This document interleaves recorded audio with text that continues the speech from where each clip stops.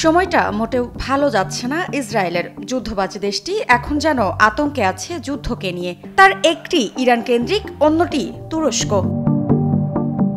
Israel এমন একটি দেশ যারা সম্প্রতি ফিলিস্তিন, লেবানন, সিরিয়া ও ইরান এই চারটি মুসলিম দেশের সাথে একই সাথে দ্বন্দ্বে জড়িয়েছে। তবে কথায় আছে, এক মাঘে শীত যায় না।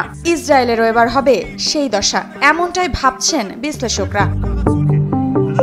ইসরায়েলের প্রধানমন্ত্রী নেতানিয়াহুর ঘুম হারাম করতে আসছে নতুন এক যুদ্ধ, যেখানে নেতৃত্বে থাকবেন তুরস্কের president Recep Tayyip Erdogan.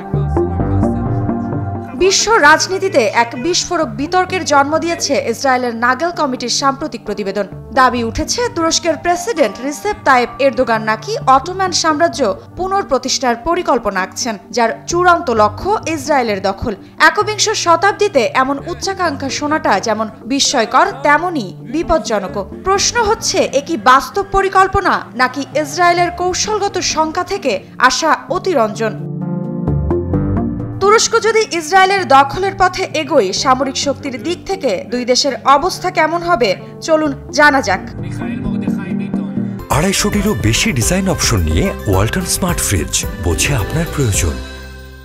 Global ফায়ারের তথ্য অনুযায়ী তুরস্কের সামরিক সদস্য সংখ্যা 3,55,000।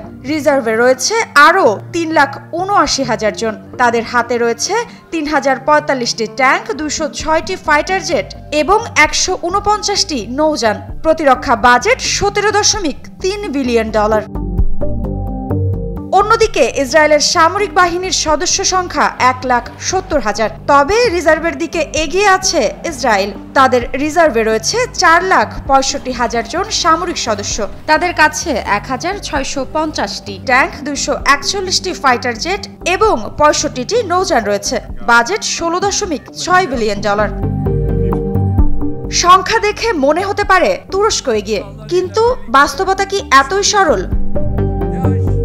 ইসরায়েলের হাতে রয়েছে উন্নত প্রযুক্তি, আয়রন ডোম এবং পারমাণবিক অস্ত্রের মহাশক্তি। অন্যদিকে তুরস্কের রয়েছে রাশিয়ার S-400 মিসাইল সিস্টেম। তবে গুরুত্বপূর্ণ প্রশ্ন হলো, এসব অস্ত্রের শক্তি কি আদৌ পরিমাপ করতে পারে এরদোয়ানের অটোম্যান স্বপ্নের উচ্চতা? এখন ভাবুন, যদি এরদোগান সত্যিই এগিয়ে যান, মধ্যপ্রাচ্যের মানচিত্রে কি ঝড় উঠবে? তুরস্কের সেনাবাহিনী যদি জেরুজালেমে প্রবেশ করে, তাহলে কি প্রতিক্রিয়া দিবে ইসরায়েল? কি করবে যুক্তরাষ্ট্র? আর মুসলিম বিশ্বই বা কি করবে? তারা কি অটোম্যান সাম্রাজ্যের পতাকা তলে সমবেত হবে, নাকি নতুন বিভাজন শুরু হবে?